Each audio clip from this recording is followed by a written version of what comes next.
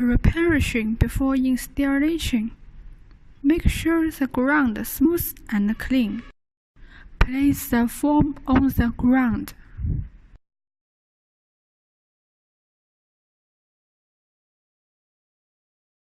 Place the first floor on the fume.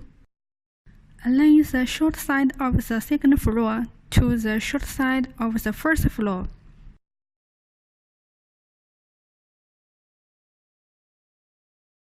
Trap with a rubber hammer to lever. Place the long side of the third floor with the ground 20 to 45 degrees and gently slosh it into the groove.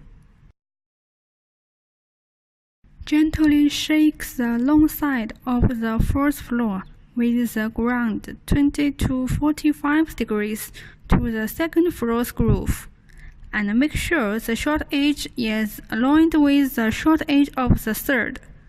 Trap with a hammer to lever.